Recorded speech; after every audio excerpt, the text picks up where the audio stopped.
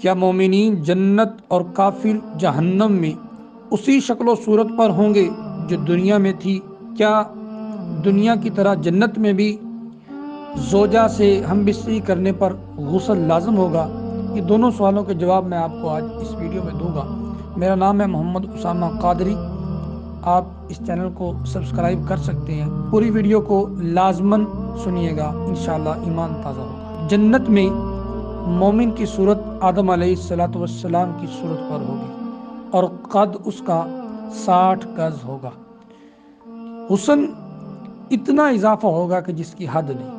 اللہ تبارک و تعالی ہر ہفتے میں دیدار کروایا کرے گا اہل جنت کو، اور جو ہی دیدار کروایا کرے گا اہل جنت کے حسن میں مزید اضافہ کر دیا جائے گا۔ حضرت ابو ہریرہ رضی اللہ تعالی عنہ سے ایک حدیث روایت ہے کہ ہر جنتی آدم علیہ السلام کی صورت پر ہوگا اور قد 60 ہاتھ لمبا ہوگا، جبکہ کافر کی شکل بدل دی جائے گی۔ کوئی کتے کی شکل میں ہوگا، کوئی بندر کی شکل میں، کوئی مسخ ہو کر جہنم میں جائے گا، کیونکہ اللہ تعالیٰ نے انسان کو اپنی پسندیدہ صورت میں پیدا فرمایا، تو اللہ اس صورت پر انسان کو عذاب نہیں دے گا، لیکن گوشت، پوست، ہڈیاں اور اجزائے جسمانی سب یہی ہوں گے۔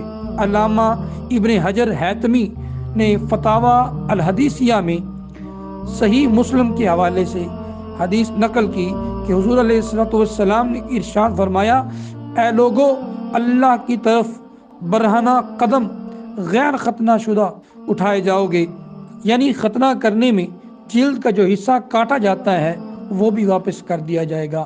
صرف یہی نہیں، جسم کا ہر وہ جز جو دنیا میں جدا ہوا، جیسے بال، ناخن وغیرہ، یہ سب بروز قیامت لٹا دیے جائیں گے تاکہ یہ بھی ثواب و عذاب کا مزہ چکھیں۔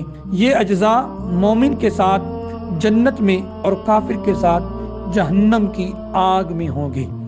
حضرت ابو ہریرہ رضی اللہ تعالیٰ عنہ سے مروی ہے کہ حضور علیہ السلام نے ارشاد فرمایا، کافر کی داڑھ احد پہاڑ جتنی ہوگی، بروز قیامت یہ سب اجزاء کے لٹائے جانے اور بڑے ہونے کی حکمت صرف ثواب و عذاب میں زیادتی ہے کہ جتنا زیادہ جسم ہوگا اتنا ہی وہ ثواب یا وہ جو عذاب ہے اس کو محسوس کر پائے گا۔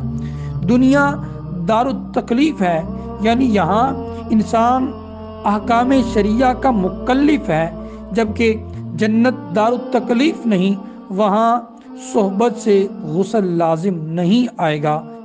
طبرانی نے زید بن ارقم رضی اللہ تعالی عنہ سے روایت کیا کہ حضور علیہ السلام نے ارشاد فرمایا، جنت میں پیشاب اور جنابت پہلوؤں سے قدموں کی طرف پسینہ کی صورت میں بہہ جائیں گے اور پسینہ مشک ہوگا، اور تو اور جنت میں وجوب غسل کا سبب منی ہی نہیں ہوگی۔ اصفہانی نے ابو درداء رضی اللہ تعالی عنہ سے روایت کیا کہ حضور علیہ السلام نے ارشاد فرمایا، جنت میں نہ منی ہوگی نہ موت ہوگی۔ تو امید کرتے ہیں کہ آپ کو ہماری یہ چھوٹی سی ویڈیو ضرور پسند آئے گی ہوگی۔